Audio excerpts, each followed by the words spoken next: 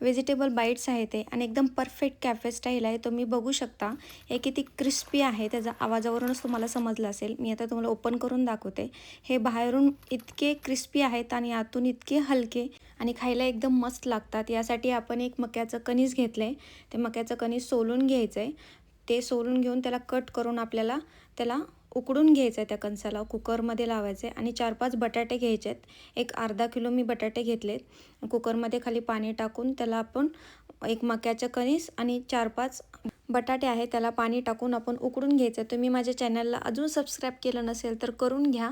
आणि आता आपण हे कुकर गॅसवरती ठेवून एक 4-5 शिट्ट्या घ्यायच्यात. बघा आता आपले हे उकडून झालेले आहेत बटाटे आणि कणसंसुद्धा. तर आपण हे आता बटाटे जे आहेत त्याला सोलून घ्यायचं आहे. ही अगदी सोपी रेसिपी आहे आणि हे जे बटाटे आहेत ते सोलून घेऊन त्याला मॅश करायचं आहे.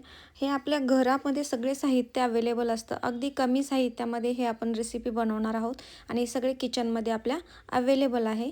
आणि आता जे मक्याचं कणीस होतं ते चाकून आपल्याला साईडने ते मका काढून घ्यायचे. म्हणजे आपल्याला त्याला मिक्सरमधून काढायची गरज नाही, कारण ते ऑलरेडी उकडलेलं असतं ना, त्याच्यामुळं आपल्याला त्याला मिक्सरमध्ये टाकायचे. कारण मिक्सरमध्ये जर टाकलं तर त्याची पूर्ण टेस्ट जाईल. आणि आता हे कॉर्न आपल्याला बारीक करून घ्यायचे आणि जे बटाटा आपण बारीक केलं होतं ते डिशमध्ये आता आपण काढून घेऊयात. पूर्ण काढून घ्यायचं आणि त्याच्यामध्ये आपले जे बारीक केलेले कॉर्न होते, जे मका होती, ते आपल्याला त्याच्यामध्ये मिक्स करायची. आणि इथं कॉर्नफ्लॉवर घेतलं आहे मी.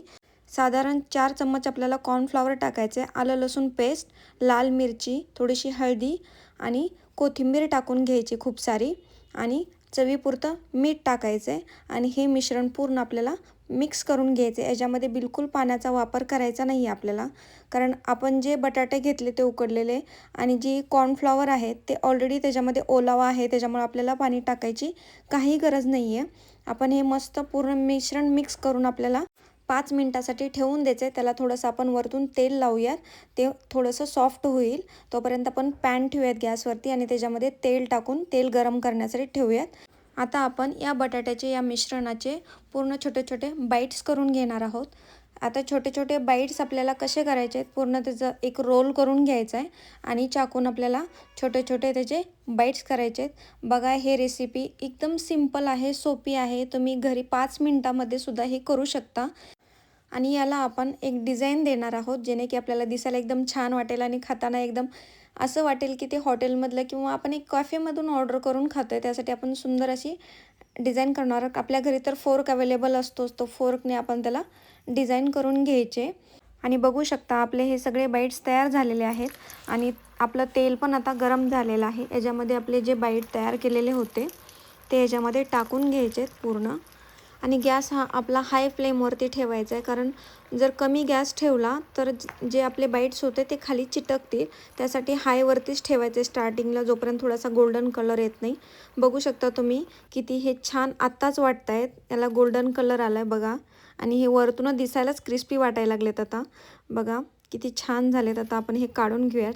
बघा तुम्ही काढताना पण क्रिस्पी आवाज आला असेल. बघू शकता किती छान झालेत. जे राहिलेले बटाट्याचे मिश्रण होते ते सेम आपल्याला त्याचे पण बाईट्स करून घ्यायचे आहेत. आपण पहिले जसे बाईट्स छोटे छोटे केले त्याचप्रमाणे आपल्याला त्याचे पण बाईट्स करून घ्यायचे आहेत. आणि याला पण आपल्याला फोर्कने डिझाईन करायचे. तुम्ही डिझाईन नाही केली तरी चालेल, पण मला आवडते म्हणून मी ते करते आहे. आणि आता आपले हे सगळे बाईट्स आपल्याला परत तेलामध्ये टाकून तळून घ्यायचे आहेत. आणि तुम्ही बघू शकता की ती 5 मिनटामध्ये आपली ही रेसिपी तयार झालेली आहे. आणि अगदी घरच्या घरी कॅफेसारखे एकदम क्रिस्पी स्नॅक्स आपले तयार झालेले आहेत. आणि अशीच रेसिपी तुम्ही घरी पण 5 मिनटामध्ये बनवू शकता. बघा किती आवाज याचा क्रिस्पी येतो आहे. फक्त काढले मी, अजून ओपन करून नाही पाहिलं, तुम्हाला ओपन करून दाखवते.